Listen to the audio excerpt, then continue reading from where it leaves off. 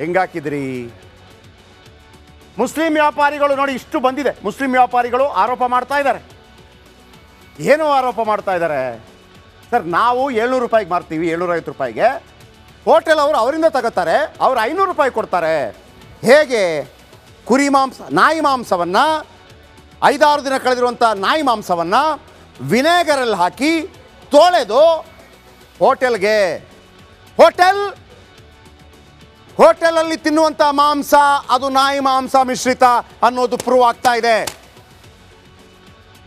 ಈಗ ಫೋಟೋ ನಿಮ್ಗೆ ಹಾಕಿದೀವಲ್ಲ ಟಾಪಲ್ಲಿ, ಮಾಂಸ ತಿನ್ನೋರು ಇದ್ದೀರಲ್ಲ, ಕುರಿ ಮಾಂಸ ತಿನ್ನೋರು ಇದ್ದೀರಲ್ಲ, ಹೌದೋ ಅಲ್ಲ? ಸಾಧ್ಯ ಬೇಕು ಅಂತಂದರೆ ಪಬ್ಲಿಕ್ ಫೋನ ಬಂದ್ಬಿಡ್ತೀನಿ ನೋಡಿ. ಅದೆಲ್ಲವೂ ಕೂಡ ಮಠನೇ.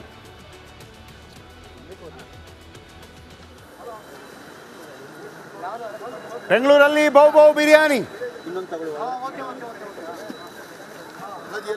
ದೊಡ್ಡ ಸ್ಕ್ಯಾಮ್.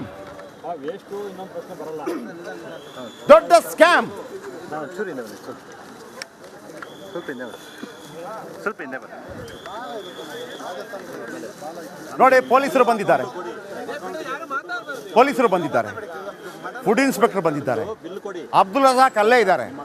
ನಿಮಗೆ ಯಾವುದೇ ಭಯ ಇಲ್ಲ ಅಂತಂದ್ರೆ ಎಲ್ಲ ಕೊಟ್ಬಿಡ್ಬೇಕು, ಮಾಡ್ಕೊಳ್ಳಿ, ಲಾಸ್ ಆದ್ರೂ ಪರವಾಗಿಲ್ಲ, ಟೆಸ್ಟ್ ಮಾಡ್ಕೊಳ್ಳಿ ಅಂತೇಳಿ. ಯಾಕೆ ಬಡಬಡಿಸ್ಕೋತೀರಿ? ಯಾಕೆ ನೋಡಿ,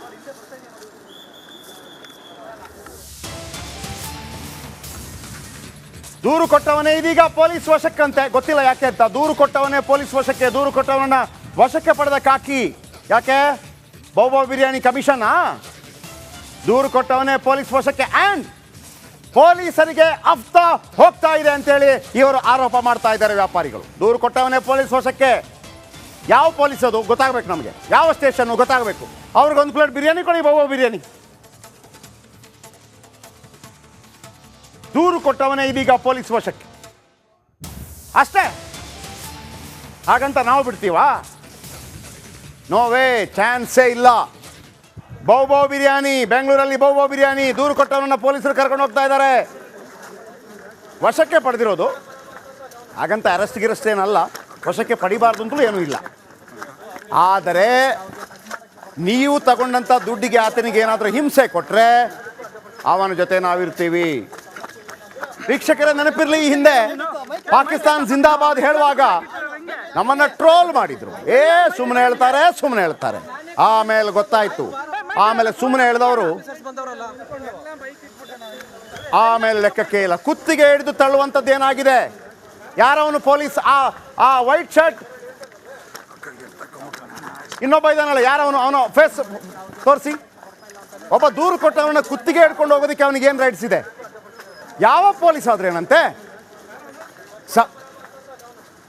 ದಿವೀತ್ ನಮ್ಮೊಂದಿಗೆ ನೇರ ಸಂಪರ್ಕದಲ್ಲಿ. ದಿವೀತ್, ಎಕ್ಸ್ಟ್ರಾರ್ಡಿನರಿ, ಭಾಳ ಅದ್ಭುತವಾಗಿ ಮಾಡಿದ್ರಿ. ನಿಮಗೇನು ಅನ್ನಿಸ್ತು ಅಲ್ಲಿ ನೋಡ್ತಾ ಇರಬೇಕಾದ್ರೆ? ಜನಗಳು ಹೇಳೋದೊಂದು, ಮತ್ತೊಂದು ಕಂಪ್ಲೇಂಟ್ ಇದೆ. ನಾಯಿ ಮಾಂಸದ ಬಗ್ಗೆ, ನಾಯಿಯ ಒಂದು ಆಕಾರ ಗೊತ್ತಾಗುತ್ತೆ ನಮಗೆ, ಸಾಧಾರಣವಾಗಿ ನೋಡಿರ್ತೀವಿ ನಾವು. ಏನಿದೆ ಅಪ್ಡೇಟ್ಸ್ ಅಲ್ಲಿಂದ? ಏನು ಅನ್ನಿಸ್ತು ನಿಮಗೆ? ಜಯಪ್ರಕಾಶ್ ಶೆಟ್ಟಿ ಗಮನಿಸ್ತಾ ಇರಬಹುದು, ಈಗಷ್ಟೇ ದೂರು ಕೊಡಲು ಬಂದಂತ ಹಿಲಾಲ್ ಅನ್ನುವಂಥ ವ್ಯಕ್ತಿ, ಈ ಹೆಸರನ್ನ ನೆನ್ಪಿಟ್ಕೊಳ್ಳಿ, ಹಿಲಾಲ್ ಅನ್ನುವಂಥ ವ್ಯಕ್ತಿಯನ್ನ ಈಗಷ್ಟೇ ಆತನನ್ನ ಆಟೋದಲ್ಲಿ ಕರೆದುಕೊಂಡು ಹೋಗಿದ್ದಾರೆ. ಯಾಕೆ ಕರೆದುಕೊಂಡು ಹೋದ್ರು? ಇದೇ ಪ್ರಶ್ನೆ ಈಗ. ದೂರು ಕೊಟ್ಟವನನ್ನ ಕರೆದುಕೊಂಡು ಹೋಗಿದ್ದು ಯಾಕೆ? ಆತ ಎಲ್ಲ ಡಾಕ್ಯುಮೆಂಟ್ಸ್ಗಳನ್ನ, ಕೆಲವೊಂದು ವಿಚಾರಗಳನ್ನ ಹೇಳ್ಕೊಳ್ತಾ ಇದ್ದ. ತನ್ನ ವ್ಯಾಪಾರಕ್ಕೆ ಕಪ್ಪು ಚುಕ್ಕೆ ಬಂದಿದೆ, ತನ್ನ ವ್ಯಾಪಾರಕ್ಕೆ ಕಾಂಪಿಟೇಷನ್ನು ಈ ಥರ ಮಾಡೋದ್ರಿಂದ ನಮ್ಮ ಜೀವನಕ್ಕೆ ಅಡ್ಡಿ ಆಗ್ತಾ ಇದೆ ಅಂತೇಳಿ ಆರೋಪವನ್ನ ಮಾಡ್ತಾ ಇದ್ದ. ಈಗ ಆತನನ್ನ ಕರೆದುಕೊಂಡು ಹೋಗಿರುವಂಥ ದುರುದ್ದೇಶ ಏನು? ಆತನನ್ನ ಮಾತನಾಡಲಿಕ್ಕೂ ಕೂಡ ಬಿಡದೆ ಈಗ ಅವ್ರನ್ನ ಕರೆದುಕೊಂಡು ಹೋಗಿದ್ದಾರೆ. ಯಾಕೆ ಕರೆದುಕೊಂಡು ಹೋದ್ರು? ಎಲ್ಲಿದ್ದಾರೆ ಅವರು? ಹಿಲಾಲ್ ತಮ್ಮ ಎಲ್ಲಿ ಬರ್ತೀಯಾರೆ ಅಂತಂದ್ರೆ ಎಲ್ಲಿದ್ದಾರೆ ಸರ್? ಹಿಲಾಲ್ ತಮ್ಮ ಎಲ್ಲಿ ಸರ್? ಸರ್ ಹೇಳಿ ಸರ್. ಈಗ ನೋಡಿ, ಈಗ ನೀವು ಒಟ್ಟಿಗೆ ಕೆಲಸ ಮಾಡೋದಾ ನೀವು? ಇಲ್ಲ ಪಬ್ಲಿಕ್ ಅಲ್ವಾ? ಈಗ ಅವ್ರನ್ನ ಕರ್ಕೊಂಡು ಹೋದ್ರು, ದೂರು ಕೊಟ್ಟವ್ರನ್ನ ಕರ್ಕೊಂಡು ಹೋದ್ರು. ನಿಮ್ಗೆ ಇದೆಲ್ಲ ನೋಡ್ತಾ ಇದ್ರೆ ಏನ್ ಅನ್ಸುತ್ತೆ? ಈಗ ಎಕ್ಸಾಂಪಲ್ ಏನ್ ಹೇಳ್ಬೇಕಂದ್ರೆ 3 ಗಂಟೆಗೆ ಇದಾಗಿದ್ದು ಘಟನೆ, ಇಷ್ಟೋ ತನಕ ಇಲ್ದಿದ್ರು ಈಗ ಯಾಕೆ ಕರ್ಕೊಂಡು ಹೋದ್ರು ಅದು ಹೇಳ್ಬೇಕಲ್ವ ಸರ್? ಅಧಿಕಾರಿಗಳು ಬಂದಿರೋದು ಈಗ ಬಂದ್ಬಿಟ್ಟು ಹೇಗೆ ತಮ್ಮ ಏನೋ ಹೇಳ್ಕೊಂಡು ಹೋಗ್ಬಿಟ್ರೆ ಇಲ್ಲಿ ಎಕ್ಸಾಂಪಲ್ ಏನು ಕೊಡ್ತಾರೆ? ಇಷ್ಟು ಜನ ಪಬ್ಲಿಕ್ ಇದ್ದಾರೆ ತಾನೆ, ಇಷ್ಟು ಜನ ಪಬ್ಲಿಕ್ಗೆ ಏನು ಆನ್ಸರ್ ಕೊಡ್ತಾರೆ ಅವರು? ಯಾಕೆ ಕರ್ಕೊಂಡೋದ್ರ ಆನ್ಸರ್ ಕೊಡ್ಬೇಕು ತಾನೆ. ಸುಮ್ಮನೆ ಏಕ್ದಮ್ ಬಂದು ಕರ್ಕೊಂಡು ಹೋಗಿ ಯಾರು ಹೇಳ್ತಾರೆ. ಅದೇ ಏನ್ ಉದ್ದೇಶ ಅಂತ ಕರ್ಕೊಂಡು ಹೋಗಿದ್ದು? ಇಲ್ಲ, ಈಗ ಹೇಳ್ತಾರೆ NRC ಮಾಡಬೇಕು 1 hour ಬಿಟ್ಟು ಕಳಿಸ್ತೀವಿ, ಅಲ್ಲಿ ಕಂಪ್ಲೇಂಟ್ ಅಲ್ಲಿ ಕೊಡಬೇಕು, ಇಲ್ಲಿ ಕೊಡೋದಲ್ಲ ಅಂತಿದ್ದಾರೆ. ಈಗ ಯಾರು ನಾವು ಜೋರ ಮಾಡಿದ್ರೆ ನಮ್ಮನ್ನ ಹಿಡಿದು ಹಾಕೊಂಡು ಹೋಗ್ತಾರೆ. ಈಗ ನೋಡಿ ಜಯಪ್ರಕಾಶ್ ಶೆಟ್ಟಿ ಈಗ ಹಿಲಾಲ್ ಅನ್ನುವಂತ ವ್ಯಕ್ತಿಯನ್ನ ದೂರುದಾರನನ್ನ ಈಗ ಕರೆದುಕೊಂಡು ಹೋಗಿರುವುದು ಯಾಕೆ ಅನ್ನುವಂಥದ್ದೇ ಕುತೂಹಲದ ಪ್ರಶ್ನೆ. ಜಯಪ್ರಕಾಶ್ ಶೆಟ್ಟಿ, ಪೊಲೀಸ್ ಸ್ಟೇಷನ್ ಯಾರಿದ್ದಾರೆ? ನಮ್ಮ ರಿಪೋರ್ಟ್ ಇದ್ದಾರೆ ಒಬ್ರು. ಹಿಲಾಲ್ ಅನ್ನುವ ಆತ ಕಂಪ್ಲೇಂಟ್ ಕೊಟ್ಟಿದ್ದ ಆತನನ್ನ ಪೊಲೀಸರು ಕರ್ಕೊಂಡು ಹೋಗಿದ್ದಾರೆ. ಆ್ಯಂಡ್ ವೀಕ್ಷಕರೇ, ಮೆಜೆಸ್ಟಿಕ್ನಲ್ಲಿ ಕೆಲಸ ಮಾಡ್ತಿರುವಂಥ ಮಾಂಸ ವ್ಯಾಪಾರಿಗಳೇ, ಬನ್ನಿ ಮೆಜೆಸ್ಟಿಕ್ಗೆ ನೋಡೇ ಬಿಡೋಣ. ಕಮ್, 18,000 ಜನ ಇದ್ದೀರಲ್ಲ, ಬನ್ನಿ. ನಿಮ್ಮ ವ್ಯಾಪಾರಕ್ಕಾಗಿ ಹೋರಾಟ ಮಾಡ್ತಾ ಇರೋದು ಇದು ಅಪರಾಧ, ಸಣ್ಣ ಅಪರಾಧ ಅಲ್ಲ. ಇದನ್ನು ಕೇವಲ ಹಿಂದೂ ಅವರು ಮಾತ್ರ ತಿಂತಾರೆ ಅಂತಲ್ಲ, ಹಿಂದೂ ಮುಸ್ಲಿಮರು ಎಲ್ಲ ತಿಂತಾರೆ.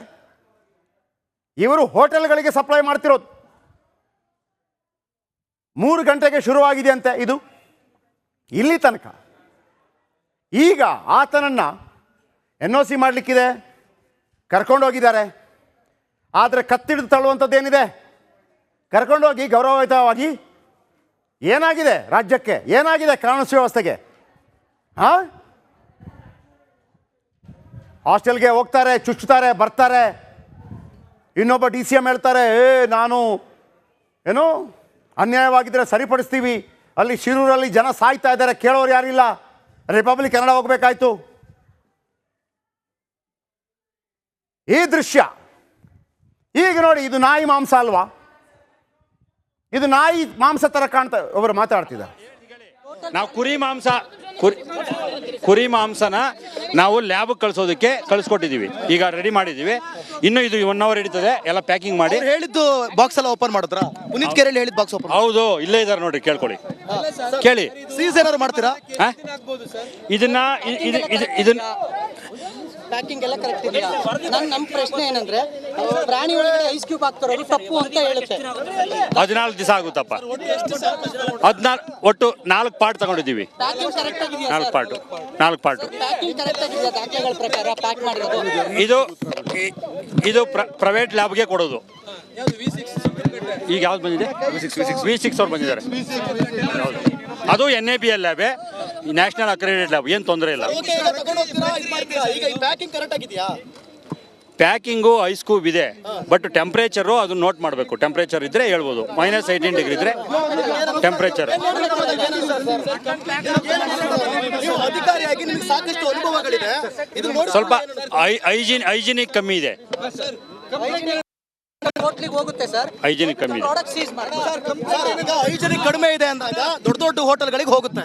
ಈಗ ಅವ್ರ ಆರೋಪ ಈಗ ಹೇಳ್ತಾ ಇರೋದು ಪ್ರಾಡಕ್ಟ್ ಸೀಸ್ ಮಾಡಿ ಅಂತ. ಮಾಡ್ತೀರಾ? ಚೆಕ್ ಮಾಡ್ತಾ ಇದ್ರೆ ಐಸ್ ಕ್ಯೂಬ್ ಅಲ್ಲಿ ಯಾವ ವಾಟರ್ ಅಲ್ಲಿ ಐಸ್ ಕ್ಯೂಬ್ ಮಾಡಿದ್ದಾರೆ ಸರ್? ಸೀಸ್ ಅರ್ಥ ಮಾಡ್ಕೊಳ್ಳಿ. ಸೀಸ್ ಮಾಡಬೇಕಾದ್ರೆ, ಟೋಟಲ್ ಪ್ರಾಡಕ್ಟ್ ಸೀಸ್ ಮಾಡಬೇಕಾದ್ರೆ ಅದನ್ನ ನಮ್ಮ ಫ್ರೀಜರ್ ಅಲ್ಲಿ ಇಡಬೇಕು. ಅರ್ಥ ಮಾಡ್ಕೊಳ್ಳಿ, ಇದು ಪೆರಿಷಬಲ್ ಮ್ಯಾಟ್ರು, ಇದು ಬೇಗ ಕೆಟ್ಟೋಗ್ತದೆ. ಅರ್ಥ ಮಾಡ್ಕೊಳ್ಳಿ. ಇದನ್ನು ಲ್ಯಾಬ್ಗೆ ಕಳಿಸ್ಕೊಟ್ಟು 14 ದಿವಸಕ್ಕೆ ರಿಸಲ್ಟ್ ಬರ್ತದೆ. ರಿಸಲ್ಟ್ ಬಂದಮೇಲೆ ಈಗ ಅವ್ರ ಕಡೆಯಿಂದ ಎಲ್ಲ ಡಾಕ್ಯುಮೆಂಟ್ ತಗೊಳ್ತೀವಿ, ಸಿಗ್ನೇಚರು, ಅವ್ರ ಅಡ್ರೆಸ್ ಪ್ರೂಫು ಎಲ್ಲ. ಅವ್ರ ಮೇಲೆ ನಾವು ಕಾನೂನು ಕ್ರಮ ಜರುಗಿಸ್ತೀವಿ. ಇದು ನಮ್ಮ ರೂಲ್ಸ್. ನಮ್ಮ ಹಂತದಲ್ಲಿ ಏನು ಮಾಡಬೇಕು, ನಮ್ಮ FSO ಫುಡ್ ಸೇಫ್ಟಿ ಆಫೀಸರ್ ಇವರೇ ಮಲ್ಲೇಶ್ವರಂಗೆ, ಇವ್ರ ಹಂತದಲ್ಲಿ ಏನು ಮಾಡಬೇಕು ಕಾನೂನು ಪ್ರಕಾರ ನಾವು ಮಾಡ್ತೀವಿ.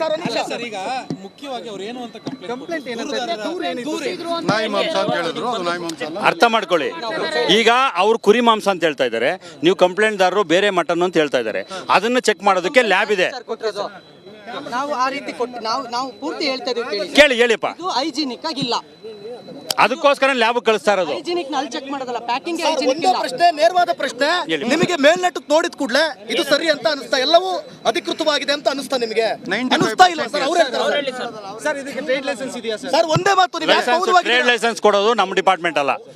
ಟ್ರೇಡ್ ಲೈಸೆನ್ಸ್ ಕೊಡೋದು ನಮ್ಮ ಡಿಪಾರ್ಟ್ಮೆಂಟ್ ಅಲ್ಲ. ಸರ್, ನಮ್ಮ ಪ್ರಶ್ನೆಗೆ ಈಗ ಲೈಸೆನ್ಸ್ ಅನ್ನ ನೀವು ಬಂದ ಕೂಡಲೇ ನಿಮಗೆ ಏನ್ ಅನಿಸ್ತು? ಅದು ನೋಡಿದ ಕೂಡಲೇ ಏನ್ ಅನಿಸ್ತು? ಎಲ್ಲವೂ ಸರಿ ಇದೆ ಅನಿಸ್ತಾ? ಸ್ವಲ್ಪ ಅನುಮಾನ ಇದೆಯಾ? ಅನುಮಾನಾಸ್ಪದವಾಗಿ ನಾವು ಲ್ಯಾಬ್ ಕಳಿಸ್ತಾ ಇರೋದು. ಅರ್ಥ ಮಾಡ್ಕೊಳ್ಳಿ. ನೋಡಪ್ಪ, ಈಗ ನೀವು ಕುರಿ ಮಾಂಸ ಅಂತ ಕೊಟ್ಟಿದ್ದೀವಿ, ನಾವು ಅದನ್ನ ಲ್ಯಾಬ್ ಕಳಿಸ್ತೀವಿ. ಅಲ್ಲಿಂದ ಮೇಲ್ನೋಟಿಗೆ